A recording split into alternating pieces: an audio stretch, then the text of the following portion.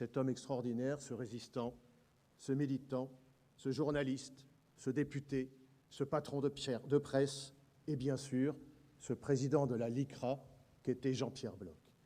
C'est un honneur et une joie particulière aujourd'hui, dans la lignée de ce grand président, de pouvoir remettre un prix honorifique, un prix qui récompense le courage, la ténacité, l'engagement dans la République, un prix qui ferait honneur au parcours de Jean-Pierre Bloch, lui qui combattit pour que le décret Marchandeau puisse voir le jour, ainsi que la loi Pleven, combattit aussi contre le négationnisme et Forisson, imposa ce qui est un avertissement sur le livre Mein Kampf, inlassablement se battit pour l'existence de l'État d'Israël. Il traqua les criminels nazis avec les Klarsfeld. Il lutta contre l'extrême droite, contre les discriminations, contre le racisme anti-immigré.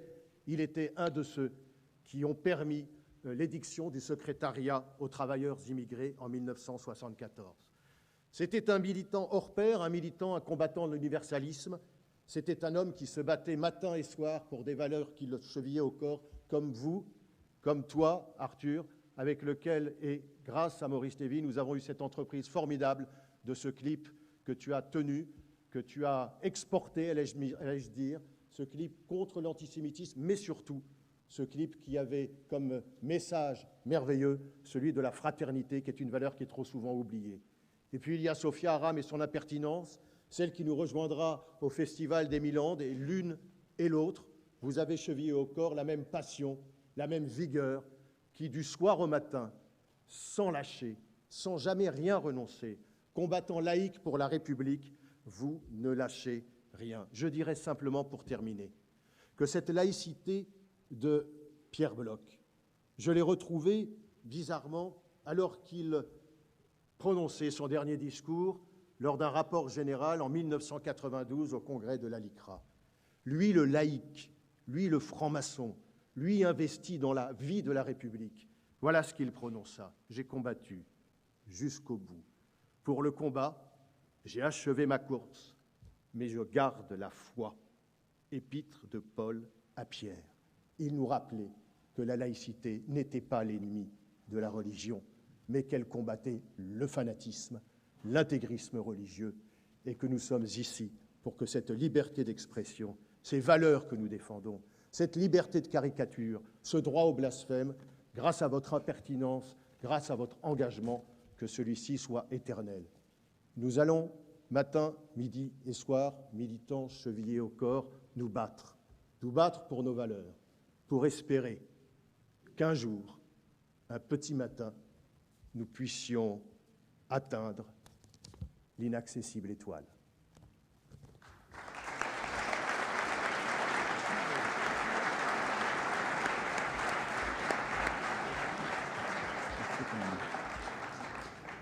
Mesdames, Messieurs les ministres, Mesdames, Messieurs les parlementaires, Monsieur l'ambassadeur, cher Président, cher Mario, Mesdames et Messieurs en vos grades et qualités, chers représentants des associations et des cultes, cher Claude-Pierre Bloch, chère Sophia Aram, cher Arthur, Mesdames et Messieurs en vos grades et qualités, chers amis.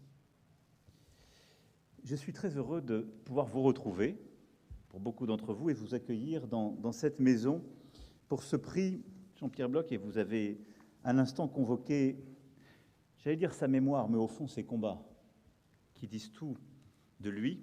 Et ce prix organisé par la LICRA, remis ce soir en effet à deux grands artistes, pour défendre notre fraternité et avec elle, notre République. Pourtant, je le sais, beaucoup ici sont quelque part ailleurs par la pensée et par le cœur. Et c'est un peu cela qui, dans le moment que nous vivons, trouble et qui d'ailleurs légitime pleinement, j'allais dire vos combats, mais à coup sûr oui, il s'agit bien de combats. Oui, nous avons aujourd'hui la volonté aussi d'être un peu ailleurs. Nous sommes à Orléans, aux côtés du rabbin Harry Engelberg, attaqué dans une rue de la ville. Nous sommes aux côtés de ce rabbin pris en chasse, frappé, mordu par son agresseur, violenté, sous les yeux de son propre fils de 9 ans. Nous sommes à Orléans, à ses côtés, aux côtés de sa famille, de la communauté juive de la ville et de tous ceux qui s'y retrouvent. Nous sommes à Rouen, aux côtés de ceux qui ont vu leur synagogue incendiée au mois de mai, à la Grande Motte, aux côtés de ceux dont la synagogue était visée par une attaque en août, heureusement déjouée à temps. Nous sommes avec ces parents qui craignent pour la sécurité de leurs enfants, avec ces enfants qui craignent pour la sécurité de leurs parents. Nous sommes dans ces cours d'école ou ces salles de classe, dans ces amphithéâtres d'université où des paroles de haine, injures antisémites, propos antisionistes sont prononcés. Nous sommes au seuil des portes dont ont été retirés les mezzouzahs par crainte. Nous sommes dans ces rues où porter la kippa devient un risque. Nous sommes avec ces jeunes femmes, ces jeunes hommes qui ne donnent plus leur vrai nom au moment d'appeler un taxi ou de commander une voiture. Nous sommes avec ces aînés qui croient voir dans nos années 20 leurs propres années 30. Nous sommes avec les milliers de Français juifs victimes d'une vague inédite d'antisémitisme depuis le 7 octobre 2023. Comme nous sommes aux côtés de nos compatriotes victimes aussi chaque jour de racisme, de discrimination. Nous sommes aux côtés de nos compatriotes juifs qui font face à cette vague d'antisémitisme dont le nombre de manifestations, de passages à l'acte, de faits de violence a plus que doublé en un an. Et les assises que vous venez de tenir, Madame la Ministre, ce délégué interministériel l'ont montré admirablement. Car l'antisémitisme aujourd'hui, c'est vouloir frapper, vouloir blesser, vouloir tuer par la haine. Depuis un an, cette peur légitime grandit, et je le sais, beaucoup ici ont l'impression que le désert croît, grandit, souvent en désert de solitude et de silence. Et au fond, pour tant et tant d'entre nous, c'est comme s'il n'y avait pas eu de jour d'après le 7 octobre 2023. Jamais de lendemain à cette nuit de ténèbres, jamais de lumière nouvelle après ce jour de deuil, et jamais d'aube complètement recommencée sur ce désert de cendres et de chagrin. D'abord pour les familles, qui pleurent un blessé, un mort. Notre pays, je le rappelle, a perdu 49 de ses enfants auxquels nous avons rendu hommage voilà presque un an dans la cour des Invalides. Nous, Français, avons connu la tragédie de la prise d'otages aussi, et avons appris la mort du dernier dont nous étions sans nouvelles, Ohad, le mois dernier. Nous, Français, avons tous ressenti cette profanation faite à la conscience humaine universelle le 7 octobre.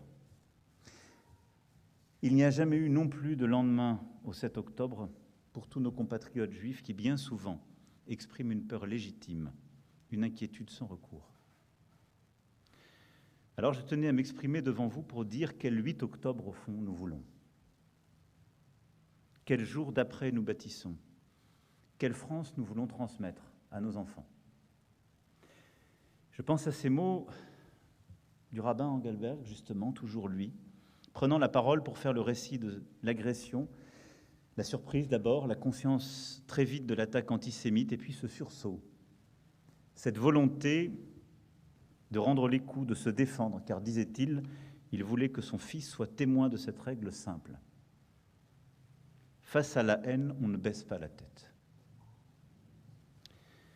Ne pas baisser la tête, ne pas baisser les yeux, ne pas plier l'échine. Je cite ces mots parce qu'ils expriment par excellence ce qui nous rassemble aujourd'hui. L'esprit français de résistance. L'esprit de résistance, c'est cela. Vouloir opposer à la barbarie la lucidité, aux ténèbres l'entêtement farouche et aux pulsions la raison. Voilà ce qui tisse le fil de la vie admirable de Jean-Pierre Bloch, qui de Léon Blum au général de Gaulle écrivit les plus belles pages de l'humanisme français. Cette âme indocile, ce refus profond de l'esprit de défaite, c'est cela qui l'anima. Plus jeune député du Front populaire, engagé volontaire contre l'Allemagne nazie, prisonnier, évadé, revenant à Vichy braver les collaborateurs, prenant la route du maquis, arrêté à nouveau, évadé encore, ministre du gouvernement provisoire, on ne baisse pas la tête. Jamais on ne capitule, on lutte. Et on prend les chemins de la liberté. On entre en résistance. Jean-Pierre Bloch incarne cet esprit pendant la guerre, bien sûr, puis ensuite, président de la LICRA, militant inlassable contre le racisme, comme son épouse Gaby, artisan du dialogue avec toutes les religions, témoin au procès de Papon, en somme une vie, à se faire vigie et sentinelle de notre humanisme français. Humanisme, parce que la dignité de l'homme et la force de son esprit forment un noyau infracassable qui résiste à toutes les oppressions et à toutes les assignations. Toujours relever la tête, aux deux sens de l'expression. Porter un regard lucide et dénué de compromission et opposer la volonté à la fatalité. C'est cet esprit de résistance qui nous réunit ici. Esprit de résistance qu'incarne la LICRA, que je remercie pour cet engagement. Et vous tout particulièrement, Monsieur le Président, cher Mario. Résistance par l'effort de l'intelligence, par la culture, par l'humour, tout ce qui vous façonne, cher Arthur, chère Sophia.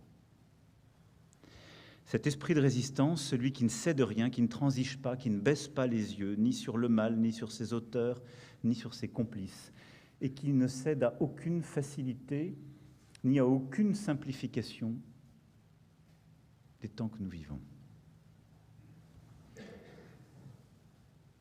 Alors oui, la République agit. Nos forces de l'ordre sont intraitables. Elles traquent les auteurs d'actes antisémites dans nos rues, derrière nos écrans. La justice agit. Les auteurs sont jugés, quand il le faut, condamnés. Aucune complaisance, pas d'inaction, pas de silence, et il n'y aura pas de défaite. Je le dis donc, ce 8 octobre commun, dans la République, est possible. La place des Français juifs, elle, est en France. Cette place est là, dans nos cœurs, indéracinable, avec la longue histoire de France, enfouie dans les vestiges de notre passé, dans ces mikvés, ces stèles, ces inscriptions qui sont sur les pierres de France, de la Drôme, du comtat vénessin, à Troyes, où vivait Rachid au XIe siècle, dans le Languedoc, en Normandie. Histoire du judaïsme, histoire profondément française, irréductiblement française. On ne baisse pas la tête. Et je dis aussi qu'il faut lever les yeux, hausser la tête, regarder notre passé et ne pas tomber dans cette tyrannie du présent. Et c'est là où je disais que l'époque est piégeuse, avec ses raccourcis. Nous connaissons les origines de l'antisémitisme contemporain. Cette généalogie de la haine.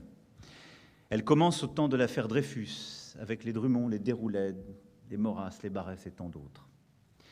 C'est ensuite le régime de Vichy, la collaboration, le statut des Juifs, la rafle du Veldiv, la mention juif imposée sur les papiers d'identité, alors même que les nazis ne l'avaient pas demandé. C'est la collaboration et tout ce qui s'ensuit.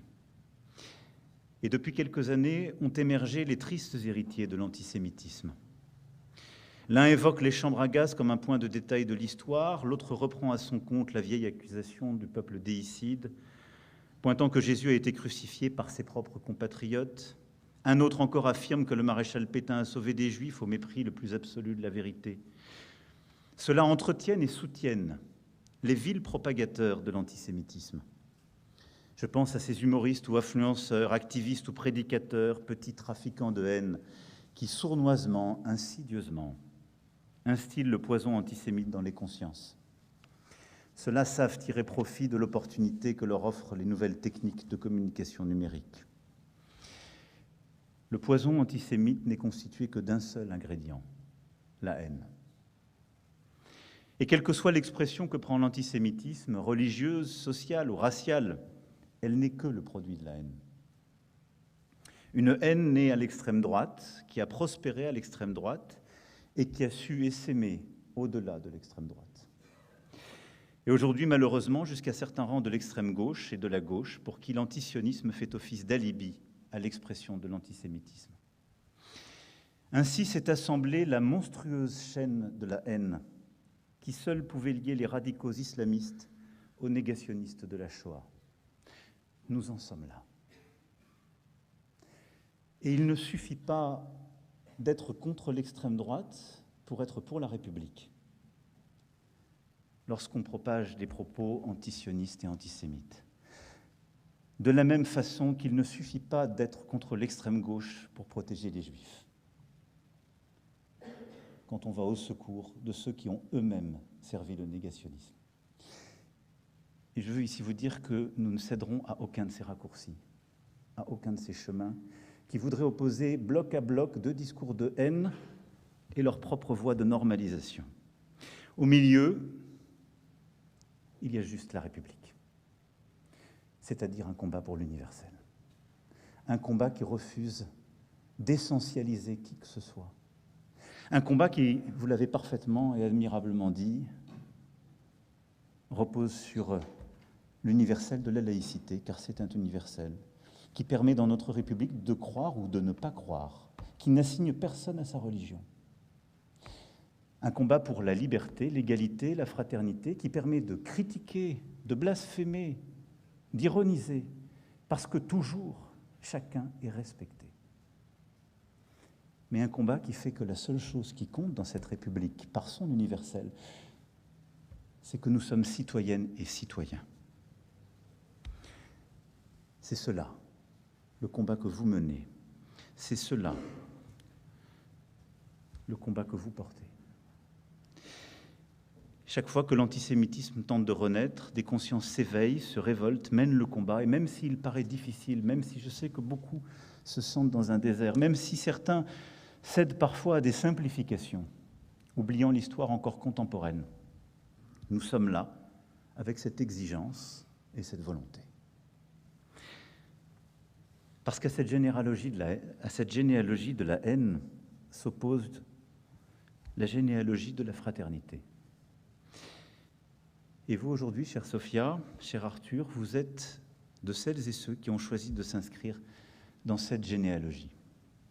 Fraternité républicaine qui élève, qui fait d'un enfant de séfarades algériens et de juifs alsaciens un député, un ministre, un héros français, comme Jean-Pierre Bloch, en l'honneur duquel Madame Martine Benayoud, pour qui j'ai une pensée ce soir, a créé ce prix, et dont vous avez repris la charge, cher Claude. Fraternité républicaine qui fait d'une enfant de Trappes, née dans une famille marocaine, une icône populaire, chère Sophia. Fraternité républicaine qui fait d'un petit garçon né au Maroc un enfant de la télé, un enfant de la République surtout, une vedette de notre paysage audiovisuel, cher Arthur. Chère Sophia, au micro de France Inter ou sur scène, vous défendez vos idéaux, en vous acquittant avec courage du prix des attaques, de la haine, des insultes, du racisme, des critiques. Vous ne cédez à aucune facilité. Vous n'êtes pas sensible à l'influence des biotopes. Et au fond, vous êtes comme beaucoup de nos concitoyennes et concitoyens qui mènent ce combat en se sentant trop souvent seuls. Et je crois que ce visage toujours souriant, cette insolence libre, mais en même temps cette fierté d'être ce que vous êtes, beaucoup s'y retrouvent. Et je pense qu'elle aide beaucoup de jeunes femmes, de jeunes garçons qui, dans beaucoup d'endroits de la République, se sentent parfois seuls.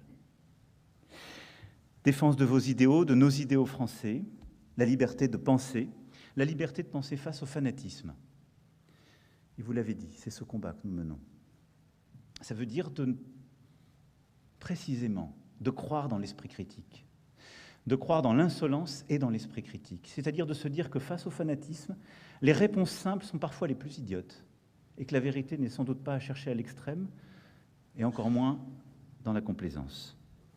L'égalité entre les femmes et les hommes, l'émancipation, la conquête, la fraternité, qui pleure toutes les morts, en ne les taisant pas, en ne distinguant rien, en étant fidèle à ce devoir d'humanisme, comme vous avez eu le courage de le faire lors de la cérémonie des Molières. Cher Arthur, vous aussi, on vous connaît si bien, mais on vous découvre toujours.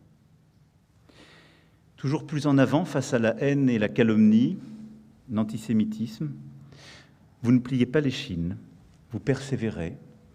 Vous vous affirmez comme Français de confession juive, le cœur à rire et à pleurer, cœur tricolore, cœur qui ne tait rien de ses chagrins ou de ses espérances. Vous vous battez avec vos armes, l'humour, l'ironie, une forme de panache aussi. Avec ce que vous savez faire, créer, aider les autres à créer, et en gardant avec pudeur vos propres angoisses, celle d'un père lorsque son fils prend les armes et risque tout pour la liberté et libérer les otages. L'un et l'autre, l'un avec l'autre, vous êtes les visages de cette fraternité française. Alors, grâce à vous et par vous ce soir, nous ne baissons pas la tête. Jamais. Nous croyons dans l'universel et l'universalisme. Nous croyons dans la liberté, l'égalité, la fraternité, la laïcité. Nous croyons dans la République et nous pensons que ces principes permettent seuls de vivre et que ces mots salent encore le quotidien de la vie. Ils donnent un goût et nous permettent de tenir.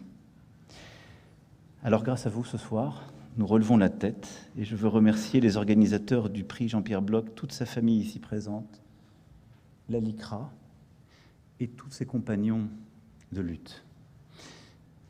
L'inaccessible étoile, cher Mario, je ne sais pas si on pourra l'atteindre. De la même manière, je ne sais pas si on atteint vraiment la République, parce que c'est un combat recommencé chaque jour. C'est toute sa beauté. C'est ce qui nous permet, au fond, de ne jamais être fixe, de ne jamais être à l'arrêt, de ne jamais être, en quelque sorte, une idée finie qu'on pourrait décrire comme un corps déjà mort. Beaucoup s'interrogent souvent, ça revient régulièrement à travers les époques, sur ce qu'est être français. C'est un projet. C'est celui de réinventer chaque matin la République. Ce projet a commencé avant la République elle-même. Peggy l'a beaucoup mieux dit avant moi. Et il continue chaque jour. C'est ce projet-là qui est le vôtre. Demandez-vous ce qu'est être français aujourd'hui. Ce n'est ni votre sang, ni vos origines, ni votre religion. Et nous le savons de Manouchian à Joséphine Baker. C'est une volonté. Les deux enfants de la République qui sont consacrés ce soir le montrent. C'est ça, être français. Vive la République et vive la France.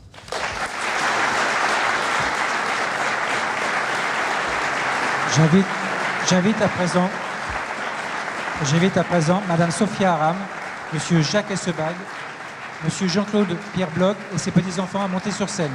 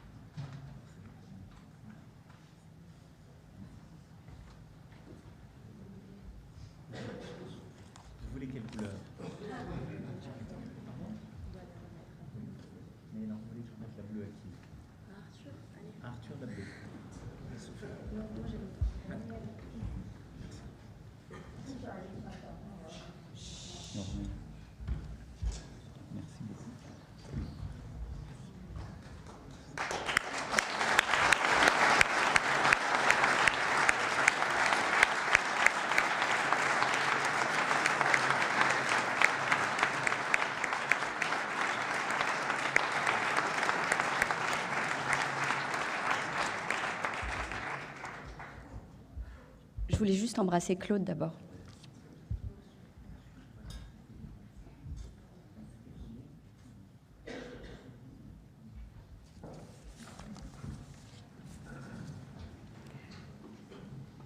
Bonsoir à tous. J'aimerais partager avec vous quelques remerciements et un constat. Tout d'abord, merci à vous, Monsieur le Président, cher Emmanuel, pour vos mots, pour votre invitation ici. Merci à Claude, à sa famille. Merci à l'ALICRA, Mario. Merci à mes fils, à mes frères et sœurs et à mes amis nombreux ici pour la force que vous me donnez. Merci aussi à mon père de nous aimer. Merci de nous avoir élevés et de nous avoir protégés. Merci, papa.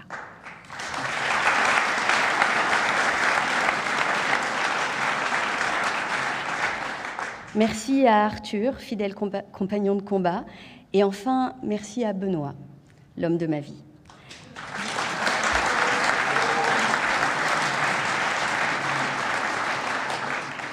Mon constat est simple. J'ai grandi dans un monde dans lequel l'antiracisme était une évidence, l'universalisme une boussole et la laïcité un socle. Pour tout vous dire, je viens d'un monde dans lequel Jean-Marie Le Pen était déjà antisémite et Jean-Luc Mélenchon ne l'était pas encore. Ce qui, je conviens, pour les plus jeunes d'entre nous ici, peut être un peu surprenant. Personne à l'époque n'aurait pu confondre l'extrême droite avec un rempart contre quoi que ce soit, ni considérer le hijab comme un embellissement. Le combat contre le racisme et l'antisémitisme était un combat contre les identitaires de tout poil et de toute barbe. L'explosion des actes antisémites qui a suivi le pogrom du 7 octobre nous a fait basculer dans un monde différent.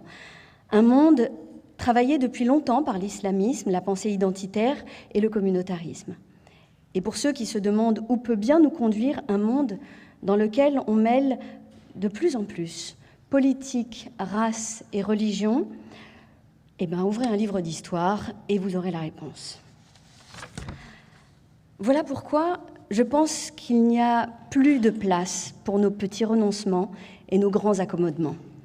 Il est temps de nous rassembler face à l'islamisme et face au populisme, qu'il soit d'extrême droite comme d'extrême gauche.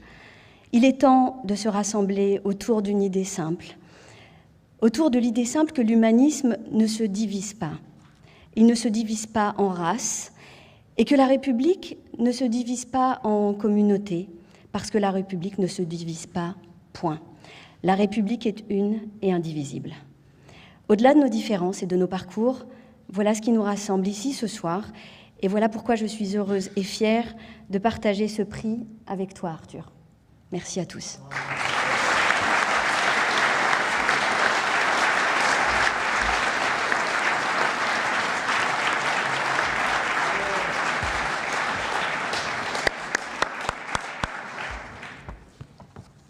Pas facile de passer après tout le monde. Je vais donner le prix à mon père, ça va me débarrasser.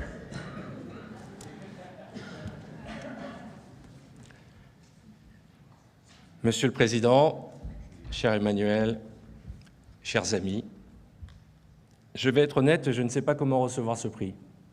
Je suis là devant vous et au lieu d'être heureux, je ressens quelque chose de plus profond qui me bouleverse, qui me glace. Parce que je me dis qu'en France, en 2025, on remet une récompense à quelqu'un juste parce qu'il a dit que l'antisémitisme était inacceptable. Et ça ne me rend pas fier. Pour moi, c'est un signal d'alarme, une alarme qui nous dit que quelque chose s'est cassé, que quelque chose ne tourne plus rond. Alors oui, c'est vrai, depuis le 7 octobre, j'ai parlé, fort, parfois avec maladresse, souvent en colère, mais j'ai parlé pour rester debout, pour ne pas tomber, pour ne pas devenir fou. Parce que, comme tous les Juifs de France, Monsieur le Président, je vis désormais avec une peur qui ne me quitte plus. Pas une peur abstraite, une peur intime, une peur qui vous réveille la nuit, une peur qu'on n'avoue qu'à demi-mot, même à ses proches. Alors je parle pour ne pas m'éteindre. Je parle, comme vous le disiez, pour mes parents qui changent leur nom quand ils commandent un taxi. Je parle pour ces femmes qui cachent leur étoile de David comme on cache une cicatrice. Pour ces étudiants qui baissent les yeux dans les couloirs de la fac, pour ces commerçants dont les vitrines sont taguées, pour ces rabbins frappés en pleine rue. Et je parle aussi parce que je n'en peux plus du silence. Où sont-ils? Où sont-ils ceux qu'on admirait, ceux qui se levaient pour toutes les causes, ceux qui avaient toujours le mot juste? Les artistes, les penseurs, les humanistes, les féministes, les grandes voix. Les amis d'hier, aujourd'hui si silencieux, ou pire, flous, tièdes, ambigus. Ce silence, ce n'est pas de la douleur. C'est pire que de la douleur. C'est un abandon. Et croyez-moi, il blesse plus que toutes les insultes. Monsieur le Président, cher Emmanuel, chers amis, je ne vous demande pas de ressentir ce que nous ressentons. Je ne vous demande pas de vivre nos peurs. Je ne vous demande pas de vous mettre à notre place. Je vous demande de prendre la vôtre, votre place, celle qui engage, celle qui protège pour que l'histoire ne se répète pas. Votre place, debout, claire, ferme. Tenez la ligne. Tenez la ligne avant que les dernières digues ne cessent. Tenez-la comme on tient la main d'un enfant. Tenez-la comme on tient une promesse qu'on ne peut pas trahir. Parce que ça commence toujours par les Juifs. Et puis ça déborde, ça engloutit, ça emporte tout. Et pendant que, parfois, la République hésite, la haine, elle avance, elle s'installe, elle prend ses aises, elle ne rase plus les murs, elle les peint, elle les signe, avec son nouveau cheval de Troie, l'antisionisme, celui qui dit Israël, mais pense juif, celui qui prétend critiquer une politique, mais qui déteste en fait une identité. Cet antisionisme qui tente de rendre la haine du juif acceptable. Alors ce prix, je ne peux pas le garder pour moi. Je le tends. Je le tends à tous ceux qui, même dans cette période trouble, restent dignes, loyaux, debout. Je le tends à Sophia, mon amie. Toi qui n'avais que des coups à prendre, tu t'es levée sans calcul, sans rien attendre, courageuse. Je le tends à mes amis du maquis, à mes bastards, à mes justes, ceux qui ne parlent pas mais qui agissent dans l'ombre, dans la poussière, dans le vrai. Je le tends bien entendu à Claude et à la famille Pierre Bloch, à Mario et ses équipes de la CLICRA qui tiennent bon et sans relâche. Je le tends à Maëva, ma femme, qui encaisse tout sans jamais se plaindre. Alors croyez-moi, je ne suis pas du tout un héros, je suis juste un homme, un père, un citoyen, un Français, un Juif. Et tant qu'il me restera une voix, je ne me tairai pas, je ne m'excuserai pas, je ne reculerai pas. Merci à tous.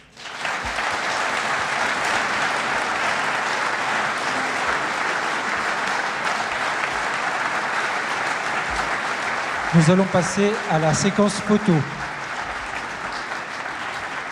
Photo avec les primés, Monsieur Pierre Bloch, ses petits-enfants et le président de la LICRA.